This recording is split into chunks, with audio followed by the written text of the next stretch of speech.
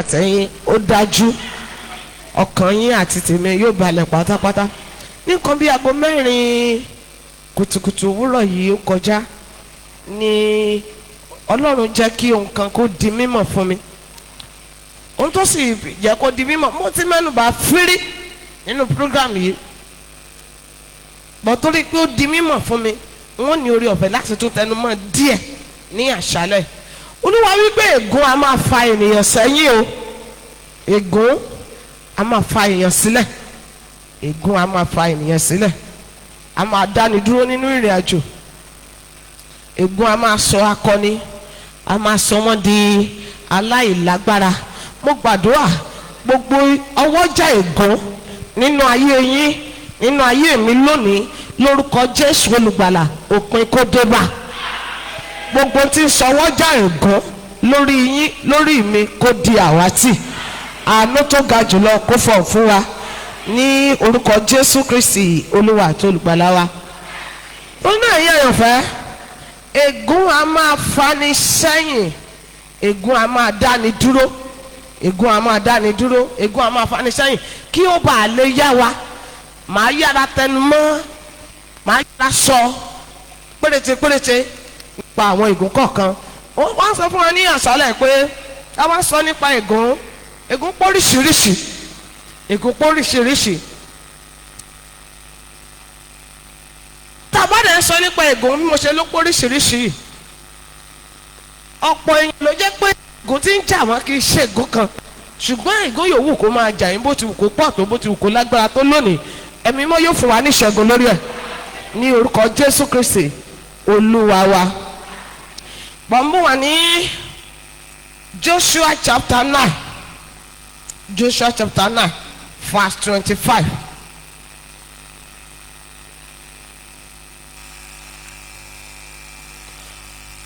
Ó wí pé ǹjẹ́ nísinsìnyí kíyèsí ní ọwọ́ rẹ ni àwa wà, bí ó ti dára sí àti bí ó ti tọ́ sí ní ojú rẹ láti ṣe wá ni kí ìwọ kí ó ṣe. Praise God. Ohun tí mo kà yẹn mo fẹ́ tún kà kí ó yé wa dáadáa. Ǹjẹ́ nísinsìnyí kíyèsí ní ọwọ́ rẹ ni àwa wà, bí ó ti dára sí àti bí ó ti tọ́ sí ní ojú rẹ láti ṣe wá ni kí ìwọ kí ó ṣe wá. Àwọn ará Gíbíónì ló ń sọ̀rọ̀ níbí. Wọ́n bá olórí àlùfáà, wọ́n bá adarí, wọ́n bá aláṣẹ, olórí gbogbo àwọn Ísírẹ́lì ní àkókò yìí nínú ìrìn àjò. Ó ní wọ́n bá sọ̀rọ̀ yìí. Wọ́n wí pé bó ṣe tọ́ lójú rẹ̀ ó ní kó ṣe àwọn. Ní ọ̀pọ̀ ìgbà ohun tó ń fa ègún, àwọn oríṣiríṣi ègún yẹn, ohun tó ń fa ègún ní ọ̀pọ̀ ìgbà, mo gbàgbé tí ìwé òwe wí, ó ní ègún kì í wá láìnídìí. But ní ọ̀pọ̀ ìgbà ohun tó ń fa ègún ni wípé one way or the other a fẹ́ dáàbò bóra wa, a fẹ́ gbéra wa níjà, a fẹ́ kí wọ́n dá wa mọ̀, a fẹ́ bọ́ kúrò lọ́wọ́ ikú àti bẹ́ẹ̀ bẹ́ẹ̀ lọ. Verse 25 of Joshua chapter 9 ó wí pé ohun tó bá wù Joshua ó ní kó ṣe fáwọn. Ẹgbọ́n tí Joshua ṣe tó ṣe fún wọn. Joshua chapter 9 verse 23. Ǹjẹ́ nítorí náà ẹ̀yin di ẹni ègún, ẹrú ni ẹ̀yin ó sì máa jẹ́ títí, àti aṣẹ́gi àti apọnmi fún ilé Ọlọ́run mi. Verse 27 tó kàn yìí, Joshua sì ṣe wọ́n ní aṣẹ́gi àti apọnmi fún ìjọ àti fún pẹpẹ Olúwa ní ọjọ́ náà, àní títí di òní olónìí ní ibi tí ó bá yàn. Praise God. Ohun tó fa ìṣẹ̀lẹ̀ yìí, ìṣẹ̀lẹ̀ àkọ́kọ́ yìí ni wípé gbogbo wa ti mọ̀ pé Israẹli ti jáde kúrò nínú ìgbèkùn, wọ́n ti jáde kúrò lóko ẹrú, wọ́n ti bọ́ kúrò lọ́wọ́ ọba burúkú ni, wọ́n sì ti ń lọ nínú ìrìn àjò wọn. A ti ẹ̀ ti kíyèsí báyìí wípé wọ́n ti lò good 40 years nínú ìrìn àjò. Kò sí orílẹ̀-èdè tí wọ́n là kọjá tí wọn ò lápá mbẹ̀. Kò sí orílẹ̀-èdè tí Israẹli là kọjá nígbà wọ́n jáde kúrò ní Íjíbítì títí tí wọ́n fi dé Kénáánì. Kò sí orílẹ̀-èdè tí wọ́n là kọjá tí wọn ò lápá. Ọ̀pọ̀ àwọn orílẹ̀-èdè tí wọ́n ń là kọjá, ọ̀pọ̀ wọn ò fẹ́ kán kọjá, torí tí wọn ò fẹ́ kán kọjá ilẹ̀ wọn ọbọ̀ kúrò lọ́wọ́ onílẹ̀, ọbọ̀ sọ́wọ́ àwọn Ísírẹ́lì àti bẹ́ẹ̀ bẹ́ẹ̀ lọ. A sì wá rí àwọn ọba tí wọ́n gbìmọ̀ pọ̀ tí wọ́n kóra jọpọ̀ láti bá wọn jà, gbogbo wọn pátápátá náà ni ẹ̀mí wọn ṣòfò. Gbogbo àwọn tó lóun fẹ́ bá ṣẹ̀dá rẹ̀ jà, Ọlọ́run yóò wọ ẹsẹ̀ ẹ̀mí wọn.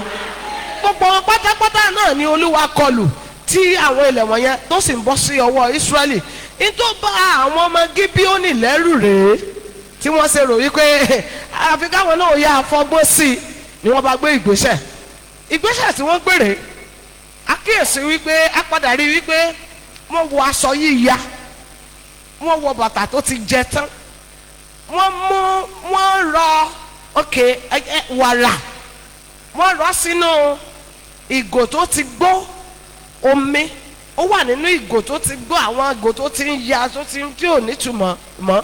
Wọ́n mú àkàrà tó ti bu, wọ́n mú lọ́wọ́.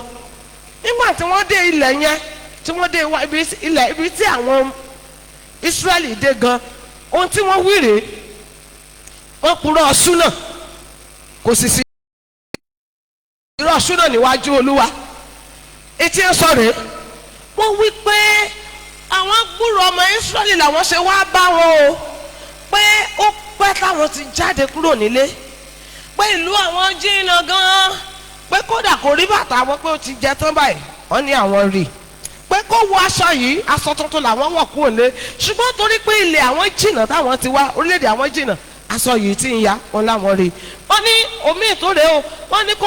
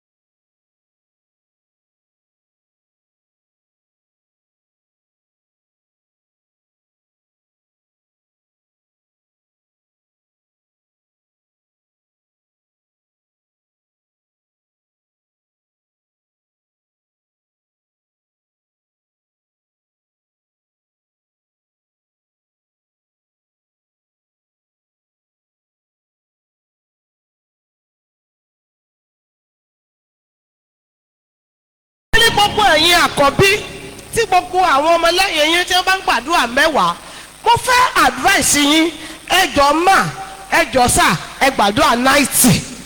tí gbogbo àwọn ọmọlẹ́yìn yín tí wọ́n bá ń gbàdúrà mẹ́wàá, ẹ̀yin ti yín ẹ̀yà amúra o, ẹ gbàdúrà 90, if possible 95, kí n má sọ wípé ẹ gbàdúrà 100%.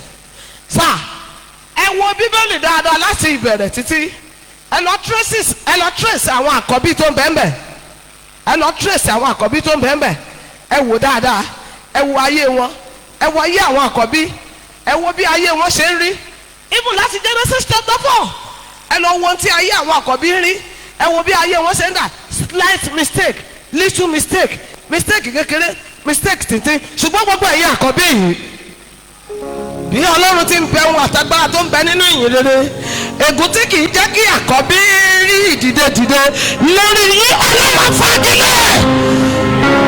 Ẹ̀yin àkọ́bí tí ń bẹ nínú ilé ẹ̀ ò dẹ̀ sọ̀rọ̀, ẹ̀ bá gbé ọwọ́ méjèèjì sókè, ẹ wí pé Olúwa gbà mí lọ́wọ́ ègún àkọ́bí. Olúwa gbà mí lọ́wọ́ ègún àkọ́bí. Ayérayé bá mi ṣẹ́gun ègún àkọ́bí. Olúwa àbúrò. Ẹ̀mí mímọ́ ní àṣálẹ́ yìí, mo bẹ̀rẹ̀ pé kí ẹjọ́ kí ẹ gba gbogbo àwọn àyànfẹ́ wọ̀nyí kúrò lọ́wọ́ ègún tó máa ń ja àwọn àkọ́bí. Tẹ́ ẹ ṣe ogun ègún tó máa ń ja àwọn àkọ́bí wọ̀nyí lórúkọ Jésù olùgbàlà. Ayérayé gbà wá, ṣẹ́gun yìí Olúwa, ṣẹ́gun yìí Olúwa, ṣẹ́gun yìí Olúwa ní orúkọ Jésù Kristi Olúwa wa. Ẹ jókòó mi mọ̀ bóyá tí mò ń wí òye àwọn kan, ẹ má jẹ́nu bí yín. Àkọ́bí Abrahamu ta ni? Ẹ sọ̀rọ̀ ta ni àkọ́bí Abrahamu? Kí lẹ lè sọ nípa rẹ̀? Ẹ kíyèsí dáadáa, ẹ kíyèsí dáadáa. Ta ni àkọ́bí Isaac? Esau. Kí lẹ lè sọ nípa rẹ̀? Ẹ kíyèsí dáadáa. Ta ni àkọ́bí Jacob? Ẹ sọ̀rọ̀. Rúbẹ́lì, kí lẹ lè sọ nípa Rúbẹ́lì? Ṣé láti ẹni tá à ń pariwo yìí gan, Jésè? Ta ni àkọ́bí Jésè? Eliabu. Kí lẹ lè sọ nípa rẹ̀? Bọ́dà ṣe lọ nínú Bíbélì nìyẹn o. Àní ogun ègún àkọ́bí lórí yín lónìí. Àmín. Náà pọ̀ ègún tí mo mẹ́nu bà, mo ti kó yẹn náà pọ̀ náà. Mo ń sọ nípa ègún tí ènìyàn fúnra rẹ̀ fọwọ́ ara ẹ̀ fà. Ara ègún téèyàn fọwọ́ ara rẹ̀ fà, ó ní ègún ìbálòpọ̀ wà. Ègún ìbálòpọ̀. Bí Ọlọ́run bá mọ̀ wípé ẹnu ní nǹkan ọkùnrin tọ́ sí, kò ní fẹnu sókè, yóò gbé ẹnu sísàlẹ̀. Ṣùgbọ́n lónìí wọ́n gbé nǹkan ọkùnrin kúrò nísàlẹ̀, wọ́n fi sẹ́nu. Ègún ìbálòpọ̀, ara ègún àfọwọ́fà ni. Ok, lónìí láti rí wípé obìnrin ó ṣe báyìí, ọkùnrin ó wà dúró sẹ́yìn, Ọlọ́run ò sì ṣètò rẹ̀ bẹ́ẹ̀. Ègún ìbálòpọ̀. Hallelujah. Oh God, hallelujah. Now, ègún ìbálòpọ̀, ara ègún ìbálòpọ̀ ní àwọn ìbálòpọ̀ tí ọ̀gá ògo jùlọ kò ṣètò. Ègún ìbálòpọ̀ tí ò sí nínú Bíbélì, ìbálòpọ̀ tí kò sí nínú Bíbélì tí ó ń wáyé, ègún rẹ̀ ń bẹ níbẹ̀.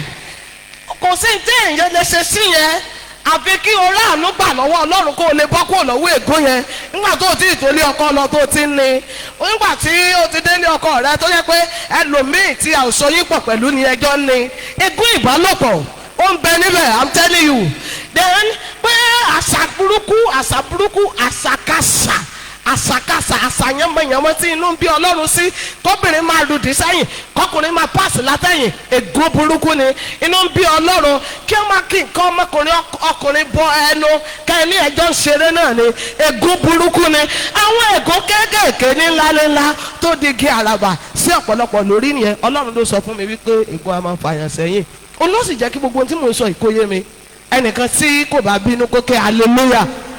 Ó tí ẹ gbọ́dọ̀ bínú torí ó gbọ́dọ̀ bọ́ lórúkọ Jésù olùgbàlà. Agbára ṣẹ̀dá yóò sọ́dọ̀ mi nínú.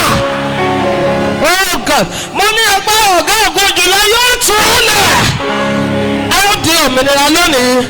Now ègún láti ọ̀dọ̀ Ọlọ́run wá, ègún láti ọ̀dọ̀ Ọlọ́run wá, ègún láti ọ̀dọ̀ Ọlọ́run wá. Ẹ má gbàgbé ọ̀rọ̀ Genesis chapter 3 verse 14 to 21. Genesis chapter 3 verse 14 to 21. Lẹ́yìn tí ọmọ ènìyàn tí wọ́n ti gbé ìgbésẹ̀ tí kò tọ́, kí ni ìgbésẹ̀ tí ó tọ́? Ádámù àti Éfà wọ́n ti ṣe ohun tí Ọlọ́run sọ pé kọ́ má ṣe. Ẹ̀yin náà rántí, ẹ wò dáadáa, látòrí ejò lègún yẹn ti bẹ̀rẹ̀. Ejò gba tiẹ̀, obìnrin gba tiẹ̀, ọkùnrin gba tiẹ̀, but obìnrin ni mo máa ń pítì jù lónìí. Àwọn obìnrin ni mo máa ń pítì jù. Ìtọ́bìnrin gba obìnrin ń darù, ìtọ́kùnrin gba ọkùnrin àti obìnrin wọn jọ ń rù lónìí. Gbogbo èèyàn kò ká hallelujah. Ẹ fẹ́ mọ ìdí torí pé ọkùnrin ni orísun ìwásáyé gbogbo ènìyàn. Hallelujah. Àfi obìnrin tí ọkùnrin ò bá bí, onìkan ni òní kárì níbi ègún ọkùnrin. Ṣùgbọ́n ẹ wò dáadáa, ọkùnrin kò kárì níbi ègún obìnrin. Gbogbo ẹ̀yin abilékọ, gbogbo ẹ̀yin tí ẹ múra ìgbéyàwó, gbogbo ẹ̀yin tí ẹ ṣẹ̀ṣẹ̀ ṣe ìgbéyàwó, gbogbo ẹ̀yin tí ẹ sì tún wà lọ́wọ́ ọmọ bíbí síbẹ̀, mo pàṣẹ lórúkọ Baba ní ti ọmọ àti ní ti ẹ̀mí mọ́, ègún burúkú yẹn kò ní jà yín. Oh God, lórúkọ Jésù olùgbàlà, ègún fìnira lóyún fìnira bímọ yẹn lórí yẹn mi ní lọ́tàgínà ní orúkọ Jésù Olúwa wa. Ègún látẹnu Ọlọ́run, ègún látẹnu Ọlọ́run, ègún látẹnu Ọlọ́run. Òun náà ló ń bẹ ní Genesis chapter 4. Ibi tí ẹ̀gbọ́n ti lu àbúrò pa nítorí ìlara. Ẹ̀gbọ́n tí Olúwa wí nígbà tó bẹ̀rẹ̀ sí ní bá ẹ̀gbọ́n rẹ̀ sọ̀rọ̀, ó lè jáde wẹ́ tí ẹ̀já fi ọ̀rọ̀ tí yẹn sọ́lẹ̀. Olúwa sọ wípé alárìnkiri ni ọmọ jẹ́ o. Ẹ wá kíyèsí lónìí, from ẹ̀dẹ̀ to kíníkan, from kíníkan to kíníkan fún. Bẹ́ẹ̀ ni ọ̀pọ̀lọpọ̀ dé ẹ̀rín ká láì rí nǹkan gidi tọ́ka sí tí wọ́n fi ń jáde láyé. Ẹ̀mí ò rí nǹkan gidi tí bọ̀dá yìí tọ́ka sí ní Genesis chapter 4. Kò sí nǹkan gidi tá a sọ nípa rẹ̀ ju wípé òun gán sátì ẹ̀ mọ̀ wípé òun rìn ká lọ. Mo gbàdúrà gbogbo àyè tí ègún ọ̀rìn ká ń jà, mo ní kí wọ́n jẹ́ ẹ̀sìn ogun yẹn ṣẹ́ báyìí. Mo gbàdúrà àní àánú tó ga kó fún yín lónìí ní orúkọ Jésù Olúwa wa, ní orúkọ Jésù Kristi Olúwa wa. Ó ẹ wo ègún ilẹ̀ wà, ègún ilẹ̀ wà. Ní ọ̀pọ̀ ìgbà wa máa fi ilẹ̀ gégùn, mo ti ń wo aago ti lọ, ẹ̀jẹ̀ ìyára máa sọ báyìí. Ègún ilẹ̀ wà, ègún ìlú wà, ègún àdáyébá ó wà, ègún ìran wà. But lónìí ègún ìran ni a máa sábà ń focus. Ègún ìran la máa sábà ń gbójú sí. Ègún ilé bàbá mi, ègún ilé ìyá mi, míwàá ó sì jù bẹ́ẹ̀ lọ. Ègún ìlú wà, ègún ilẹ̀ wà. Oh God. Ẹ gbé ọwọ́ yín méjèèjì òkè.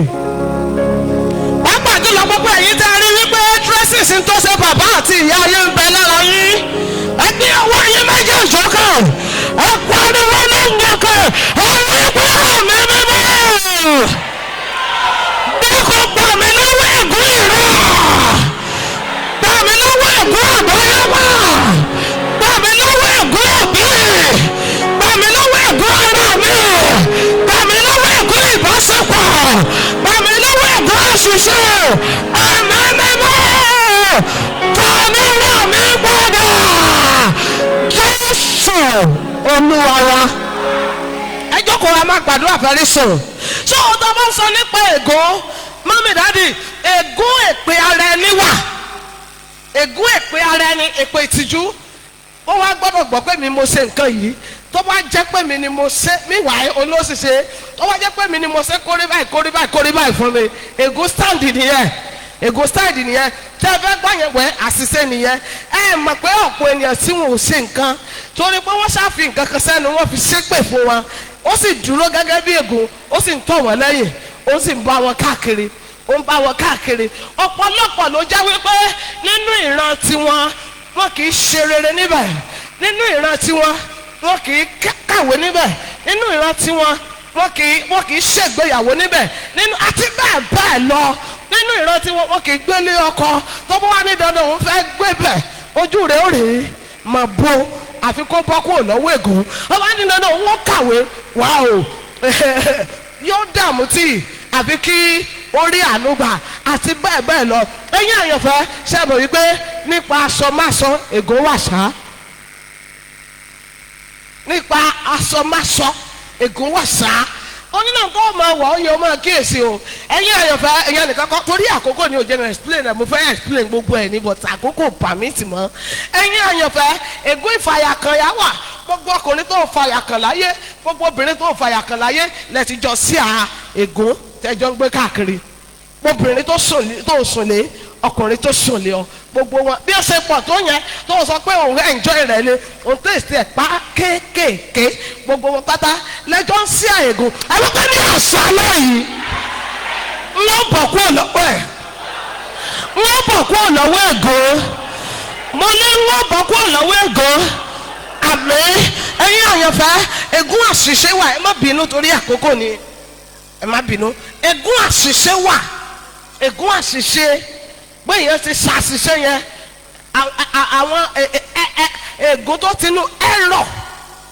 mistake tó ti bẹ̀ wọlé àti bẹ́ẹ̀ bẹ́ẹ̀ lọ wọ́n pọ̀ but torí àkókò kò sí àkókò mọ́ torí náà yín àyànfẹ́ bí ẹnikẹ́ni bá wà lọ́wọ́ ègún lábẹ́ ìgbèkùn ègún ẹ gbàgbé nípa àwẹ̀ ó ti wù kó máa gba àwẹ̀ kó máa gbàdúrà tó bí covenant yẹn ò bá ti break kò tí ì bọ́ bí ẹnikẹ́ni bá wà nínú ìgbèkùn ègún ẹ gbàgbé nípa pé ẹwà ègún ò sọ pé kéèyàn má dẹ̀lẹ́ wà náà o kò sọ pé kéèyàn má gbé èbó o kò sọ pé kéèyàn má hànsí o kò sọ pé kéèyàn má mara mú ègún mà ní ègún àbí ẹ ò rí ọmọbìnrin mẹ́rin tí ìyá kan bí tó sì jẹ́ wípé gbogbo wọn pátápátá tí wọ́n bá ti balẹ̀ ọkọ tẹ́ wọ́n padà sí létè ìtọ́sí jẹ́ bébí wọn decide ó wípé òun ní tòun bó ṣe wà yìí òun rè lé ọkọ òun ó sì dúró sílé ọkọ yẹn òun ò ní padà gbogbo tójú rẹ̀ sì ń rí ó sì ń faramọ́ ó sì wà níbẹ̀ ó ń faramọ́ tẹ́mọ̀ pé wọ́n àwọn ọkọ rẹ̀ ní àṣìṣe tí wọ́n lé wá sínú ayé ẹ̀ wọ́n padà separate náà ni ègún torí náà èèyàn Yorùbá tó bá sọ nípa ègún kì í ṣe nǹkan àwàdà tí èèyàn bá dà tún bí ó tún ní ìgbésẹ̀ tó kù tí ó gbé tó bá fẹ́ bọ́ kúrò nínú ìgbèkùn ègún bí èèyàn bá dà tún bí bọ́tẹ́ èèyàn bá dà tún bí kò lè bọ́ kúrò nínú ìgbèkùn ègún torí náà ohun tí à ń pè ní ègún ó ní àwọn àṣìṣe tó wọlé nígbà téèyàn kíyèsí àti nígbà téèyàn ò kíyèsí àwọn ohun àmọ́mọ̀ ṣe tá a wò yí pé jẹ́ n fi dọ́là náà ó jẹ́ kí n fi dọ́là fúnra mi ọ̀pọ̀ wọn ni wọ́n di ègún síyàn lọ́rùn èyí tó wá burú jù níbi ọ̀rọ̀ ègún ni.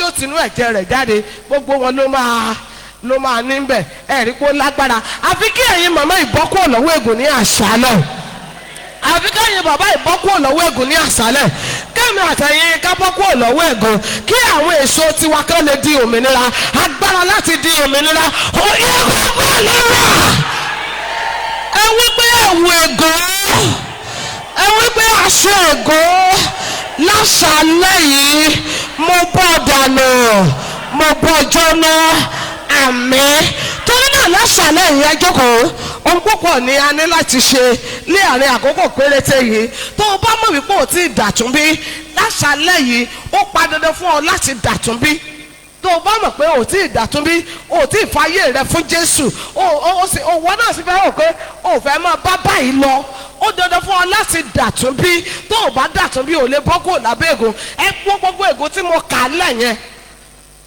tá a bá ní ká wò látòkè délẹ̀ èèyàn mélòó ló bọ́ pátápátá nínú ẹ̀ gbogbo ègún tí mo kà á lẹ̀ yẹn tá a bá wò látòkè délẹ̀ ọ̀pọ̀lọpọ̀ ìránṣẹ́ Ọlọ́run ló jẹ́ pé ègún ni wọ́n ń rù káàkiri kò ègún ò sì sọ pé kọ́ mọ́ mínísítà lórí pẹpẹ ègún ò sọ pé kí iṣẹ́ agbára má tọwọ́ wọn ṣẹlẹ̀ ayé tiwọn ni ò ti ní í ṣẹlẹ̀ ègún nìyẹn dáhùn pé lẹ́gùn nìyẹn ẹlòmíà sọ wípé wọ́n ní ogún rẹ̀ ò ṣẹ́tọ́ tó fi wọnú iṣẹ́ ìránṣẹ́ wọ́n ní òṣèṣọ́ tó fi wọnú iṣẹ́ ìránṣẹ́ ní èdè mìíràn ègún yẹn ò tí ì bọ́kù tó fi wọnú iṣẹ́ ìránṣẹ́ tí ọba sì tí ì bọ́kù téèyàn fi wọnú iṣẹ́ ìránṣẹ́ lọ́pọ̀ ọgbà adi onípele mọ́pele ni torógun ọmọ ìjọ tí ó máa dojúkọ ànọ́dá ogun ànọ́dá ìjà gbogbo ẹ̀yin ìránṣẹ́ Ọlọ́run àti èmi náà ní àṣálẹ́ lórúkọ Jésù olùgbàlà ni mo pàṣẹ wípé gbogbo májẹ̀mú ègún lórí yín lórí mi ẹ̀jẹ̀ Jésù ṣẹ́gun.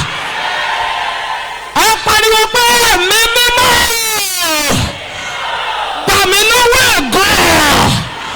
fún mi ní ṣẹ́gun lórí ègún gbogbo. Àmín. Jésù Olúwa wa, jókòó. ìyẹn ohun tí mò ń sọ ni pé àfi kó o gba Jésù lólúwa àti olùgbàlà rẹ, kó o fayé rẹ fún pátápátá. Ìgbà yẹn ni wàá tó lè bọ́ kúrò lábẹ́ ègún. Torí wípé ń gbà tá à ń sọ pé èèyàn fẹ́ bọ́ kúrò lábẹ́ ègún yìí.